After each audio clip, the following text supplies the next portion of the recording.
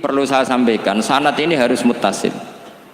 Sehingga kita tahu bahkan cara tidur Rasulullah itu miring kemana, ala jambihil aiman, kemudian madhab kiblat. Sebelum tidur beliau wudu, sebelum tidur lagi baca subhanallah 33 kali, alhamdulillah 33 kali, Allahu akbar 33 kali. Sebetulnya wiridan itu sanad paling kuat itu tentang mau tidur. Meskipun ada riwayat dibaca setelah apa?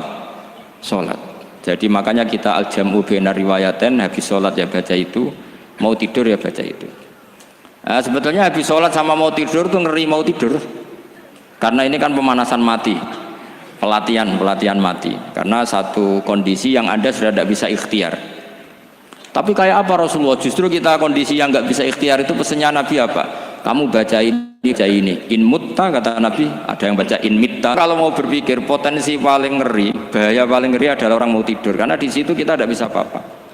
Cara musuhmu mangkel mbek kowe ya karek nyembelih. Cara bojomu mangkel mbek kowe ya karek ngobong kok ini TV-TV niku. Anda usah merasa tidak akan mengalami itu, ya insya Allah enggak itu. Tapi dengan melihat di TV semua potensi itu ada. Untuk kowe turu ning kendaraan tangi-tangis ning akhirat. Terus takoki, Gusti kalau mau teng akhirat mau kecelakaan. Nah, justru mau tidur itu Nabi itu unik, kelihatan bahwa ada nubuah, ada kenabian yang luar biasa. Kalau mau tidur itu ada nubuah, ada kenabian yang luar biasa. Kalau mau tidur itu ada wiridannya. Saya termasuk orang yang fanatik baca wiridan sebelum tidur. Jadi jangan kira kalau Selasa sholat jarang wiridan, tidak punya wiridan di tempat lain, itu sangat suudzon yang menyakiti. Saya punya cara sendiri untuk ingat Allah, itu terutama mau tidur. Sampai istri saya itu protes, Gus nak bersolat tahu mau nyekel tasbih habis tidur. Saya itu punya tasbih lupa jumlahnya semuanya di kamar tidur. Ini sekaligus ijazah entah pamer kebaikan tidak tahu saya, pokoknya sudahlah husnudzon saja. Suudzonu iblis. Karena mau tidur saya pikir kalau tahu-tahu saya bangun terus ketemu mungkar nakir terus kayak apa. Sehingga Rasulullah itu ngajari kita luar biasa. Bismika wadu'tu jambi wa bismika arfa'u. Kalau mau tidur doa apa populernya apa? Bismika Allahumma ahya bismika amut. Hafalnya gitu dok. Saya hafal banyak. Allahumma rabbas samawati sab'i wa rabbal arsyil azim rabbuna wa rabbu kulli syai' falikal habbi wan nawa. Allahumma antal awalu falaysa qablaka syai' wa antal akhiru falaysa ba'daka syai' wa antal dhahiru falaysa fawqaka syai' wa antal batinu falaysa dunaka. So, itu tak baca sampai tidur. Saking kadang takutnya sama Allah, akhirnya nggak bisa tidur. Kadang sampai setengah 4 apa terus tidur baru setengah jam terus subuh. Jadi kalau melihat tren itu kayaknya saya bakat wali gitu. Kalau trennya seperti itu terus. Tapi sayangnya tren seperti itu jarang warset makanya terus tidak jadi wali-wali gitu.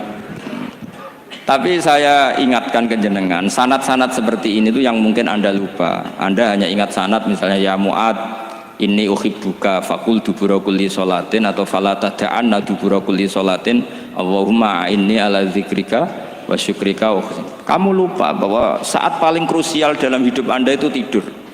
Sehingga disebut wa min ayatihi manamukum billaili wan.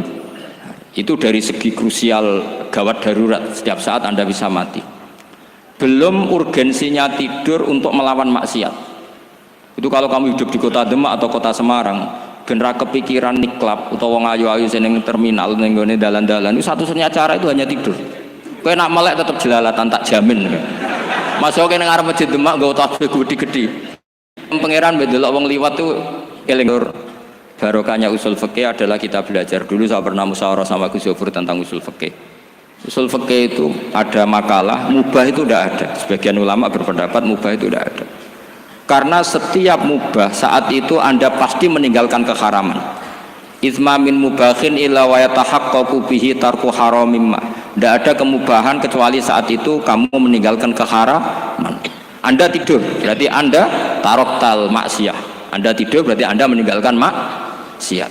Enggak nyolong, enggak dugem, enggak zina, enggak maling, enggak ngerasani orang. Jadi tidur itu anggap saja ya Rob, ya Allah saya mau tidur. Tidur itu ibaratun antarkil ma'asi. Jadi malaikat roket pate kandani iki ras sekedar turu ya kowe kudu ngerti iki ape ninggal maksiat. Hitung mulai saiki bismika Allahumma ya bismika amun ayo roket pate hitung anggap ini kiat meninggalkan maksiat. Terus turun 6 jam berarti tidak maksiat 6 jam. Meskipun akhirnya maksiat karena bangun jam 7. Artinya maksiat ra subuh gitu. Tapi betapa krusialnya ulama. Ulama lah yang mengajarkan kita tidur itu rohatan lil abdan, untuk istirahat, kita pulih lagi, bisa kerja lagi. Pak Bupati bisa ngantor lagi, Pak Kapolsek, Kapolres bisa ngantor lagi. Semuanya aktivitas tentara bisa ngantor lagi. Memulihkan kekuatan itu ibadah. Meninggalkan maksiat karena tidur juga ibadah. Tidur saja ibadah. Ini barokatnya umatnya Rasulullah Shallallahu Alaihi Wasallam. Senyaman itu. Coba kalau kamu jadi umatnya Nabi lain, wah itu beratnya bukan main. Dan itu sesuatu yang dimintakan Allah, dimintakan Rasulullah kepada Allah, yaitu Rabbana wala tuhammilna ma la taqata lana bih. Termasuk la tahmil alaina isran kama hamaltahu 'alal ladzina min qablina. Jangan bebankan ke umat kami sesuatu yang seperti engkau bebankan pada umat dulu. Umat dulu itu kalau mau tobat, kayak umatnya Nabi Musa pernah nyembah anak sapi, itu yang pernah nyembah tobatnya dibunuh. Liyaqtulal bari'u minkum al mujrima, yang terbebas dari menyembah anak sapi disuruh bunuh yang pernah menyembah anak sapi. Fatubu ila bari'ikum faqtulu anfusakum. Mau beratnya kayak apa? Kalau orang sekarang tobat cukup soal Pak Rosid salami tembelak 100.000, dipandu caranya tobat diwari istighfar. Nomor itu penting. Nomor loro seneng kiai, seneng aku maksudnya, maksud kalimatnya jelas. Itu sudah. Pokoknya yang jelas gak usah dibunuh, gak usah apa? Gak usah apa? Dibunuh. Sehingga tidurnya umatnya Rasulullah itu luar biasa, terutama tidurnya orang puasa.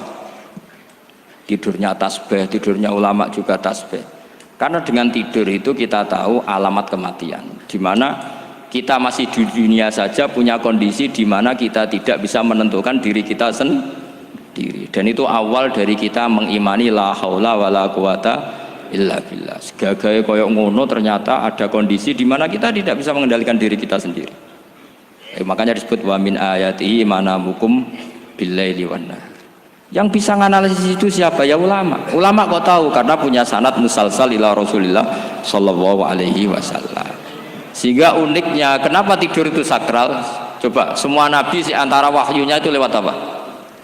Semua nabi di antara wahyunya lewat apa? Tidur, lewat mimpi. Inni arafil manami anni atfahuka fangzur madza tara. Maka mimpi ini harus dikelola secara baik, yaitu kalau kamu mau tidur, wudu dulu, baca tasbih, terus tinggalkan semua dunia, anggap saja ini pemanasan kematian. Itu insya Allah mimpinya sip pokoknya. Paling dikejar-kejar dajjalnya kecemplung kali, insya Allah. Tapi kalau kamu tidur gak wudu, raiso turu terus raiso turu mangan sik bu. Raiso turu terus raiso turu mangan sik ben warak ben iso turu. Insyaallah dikejar dajjal kecekel. Akhirnya ngelindur gak karu-karuan karena tadi. Nah, sanad seperti itu yang punya siapa? Hanya ulama. Ada lagi satu contoh, ini sudah hampir 20 menit Pak Ustaz. Itu saya pernah ngaji Durarul Kalami Syafi'i, mutiara-mutiara ngendikan Imam Syafi'i. Itu ulama itu mesti ngendikan tuh unik. Tadi saya sudah cocokkan sama Bupati, tak tanya, Pak Bupati saya ini punya ilmu dari Bapak, mungkin pas untuk jinan pakai. Kata Bapak, urip itu podo wae, ngadepi konco mbek musuh podo wae, malah kadang ribet konco. Dulu saya itu iskal itu janggal. Tapi setelah ngaji Durarul Kalami Syafi'i yang ada di Muqaddimah kitab Majmu', Muqaddimah Syarhul Mu'adzab Imam Nawawi, Imam Syafi'i nak ngendikan gini, man ahsana ilaika faqad qayyadaka. Wong apiki kowe nyancang kowe. Kayak Pak Ros itu apian mbak aku. Ngerti sarang sowan mampir, gayane apian, jebule nyancang. Awas nak teko ning Demak. Itu faqat qayyadaka, nyancang kowe. Tapi waman asaa ilaika faqat atlaqaka. Wong sing eleki kowe iku penak bebasno kowe. Kowe tau diutangi wong kancamu ta musuhmu? Sing biasa utang kowe lho. Kanca. Kowe numpak mobil ketemu musuh enak ra usah nawani, nak ketemu kanca monggo bareng. Sing ngel-ngelo kowe kanca ta musuh? Artinya gini, kanca ya barokah nggo perjuangan, musuh ya barokah mergo ora tau utang. Jadi segampang itu ulama melihat kehidupan tuh, man ahsana ilaika faqad qayyadaka wa man asaa ilaika faqad atlaqaka. Jadi akhirnya kita hidup tuh berkah terus. Di konco ya enak kados kula di konco Gus Zofur nak kula mboten saged fikih musyawarah, ra iso tasawuf musyawarah. Di konco Pak Rosid, konco rai sederhana. Pokoknya duit. Tadi kurang contoh. Kalau rai Arab kan enggak sederhana, Pak. Wajahnya mewah terus. Ya. Ekonominya juga sederhana. Saya sama Arsyad sama-sama gak kaya. Jadi ada nyotokan kan Gus Zofur sama Gus Baknya ngebis. Memang saya sering sama Gus Zofur ngebis sampai sekarang masih sering. Bukan karena miskin yang jelas itu pilihan itu. Jadi ulama itu segampang itu melihat kehidupan. Saya termasuk kiai muda yang nggak takut mati, bukan karena yakin di surga gitu, karena saya sering baca berdoa. Allahumma ya Allah, kata Rasulullah, kamu harus berdoa ya Allah, ij'alil hayata ziyadatan li fi kulli khairin wal mauta rohatan li min kulli syarrin. Mungkin sekarang kita ada zina, mungkin sekarang kita ada korupsi, mungkin sekarang kita ada maling, tapi potensi itu tetap ada. Yang bisa ngakhiri itu apa? Kematian. Maka anggap saja kematian itu rohatan li min kulli syarrin, semua mengakhiri semua keburukan. Kayak apa Rasulullah memandang kehidupan? Kalau kamu masih hidup, anggap saja ziyadatan li fi kulli khairin. Saya gara-gara hidup bisa derekno kersane Pak Rosid ngaji di sini. Ikhlas Pak Rosid itu sangat ikhlas. So derekno senior kula dipaksa nggih gelem, diintimidasi nggih gelem. Wah itu barokah. Nanti setelah saya mau mati, pikiran saya juga akan ridho-ridho saja. Ya Allah, ini akhir dari segala potensi keburukan saya. Sehingga kiai-kiai NU, kiai-kiai alim itu ana bajingan tukang ngemel wong kok mati. Saya nggih Pak niki saya. Tanggane ra ono sing gelem muni saya. Kiai ini maksud, ayo Pak muni saya Pak. Mboten saya ini tempuh. Lah nggih saya pun mati, mun mboten saged nakal niku. Lha jenenge rohatan li min kulli syarrin. Kalau mayit ya rohatan lahu min kulli syarrin. Kayak apa sanad kita ke Rasulullah? Kabeh itu dimana jadi ibadah. Al hayat ziyadah fi kulli khairin, al maut rohatan min kulli syarrin. Kenal Pak Rosid ya ibadah, apalagi kenal Gus Zofur ibadah, kenal Bupati ibadah, konco perjuangan. Kok kenal preman ya ibadah, konco latihan dakwah, anggapnya latihan ngelola rehab. Kenal polisi ibadah, jaga stabilitas nasional, kenal ABRI ibadah, jaga NKRI. Kenal orang nakal ibadah, dianggap pembina. Semua itu ibadah. Kayak apa ajaran agama ini? Semuanya baik-baik saja, tergantung niat. Tapi sanad ini siapa yang punya? Hanya ulama. Nah ulama itu siapa? Ya orang yang kamu ketemu. Dalam konteks ini Mbah Mun ngajari kita macam-macam. Mbah Mun ketemu orang siapa saja hormat. Saya kemarin bikin makalah untuk beliau, termasuk saya cerita dari riwayat Rasul Aqli ba'dal iman billah at-tawaddud ilan nas wastina'ul ma'ruf ila kulli bardin wa fajirin. Inti iman setelah akal menentukan kita iman kepada Allah, akal setelah mengantarkan logika iman kepada Allah, akal itu kita gunakan at-tawaddud ilan nas supaya kita bersikap simpatik dan melakukan kebaikan kepada siapa saja. Karena barokahnya kita simpatik nak ngandani wong nggih gampang. Misalnya kita di kiai alim sundulang gitu sampean mbek tangga muwedhit ketemu wong perengut sing ape ngandel iku sapa? Sementara sing preman ayo ngopi nggonku sik tenang ae. Sing kiai ini orang begawean gak ada kopi kowe. Akhirnya sing preman sakhok di pengaruh, sing kiai ini bakhil gak duwe pengaruh. Itu tidak boleh kejadian seperti itu. Makanya ada riwayat wastina'ul ma'ruf ila kulli barrin wa fajirin. Jadi kula suwun sanad-sanad seperti itu tidak boleh hilang. Saya itu kitabnya Mbah Mun Al Ulama Al Mujaddid itu setengah hafal. Sampai sekarang masih tak baca. Kalau mau tidur tak baca. Bahkan di tas saya itu ada terus. Ya karena kalau saya di Jogja kangen Mbah Mun baca itu ketika beliau masih sugeng, apalagi sekarang. Karena jangan sampai saya ini punya fatwa yang mukhalif terhadap fatwanya Mbah Mun. Ini terutama warning sama santri sarang, nggak boleh. Terakhir itu Mbah Mun punya kecenderungan, punya pikiran kayak Yusuf Qaradawi. Ya potensi wajibnya zakat khodrowat fawakih. Menghentikan gini, sama masih ingat ketika ngaji sama Gus Zofur Pak Rosid kalau Mbah Mun guyon. Wong desa iku wis melarat, gegere nganti kaya akik wae. Mbah Mun nyontokno gegere macul nganti kaya akik gara-gara sing ditandur pari wajib zakat. Wong Sulawesi nandure kakao cengkeh, zaman iku cengkeh Jaya. Berhubung ora akut gak wajib zakat. Padahal kaya raya. Jadi fenomena itu sering diutarakan beliau. Lama-lama beliau ngarang di Al Ulama Al Mujaddidun. Beliau mengutip pendapat Ibnu Katsir, tentu di era modern kayak Yusuf Qaradawi. Sebenarnya Yusuf Qaradawi sendiri bukan mujtahid, dia yang muqallid juga. Kata Ibnu Katsir, wa mimma akhrajna lakum minal ard, yang harus dizakati adalah ma itu umum, apa saja yang keluar dari bumi. Maka kecenderungan Mbah Mun akhir-akhir itu mbok yao fawakih khodrowat itu dizakati. Tapi beliau tentu tidak ilzam ya, karena beliau sangat syafi'i.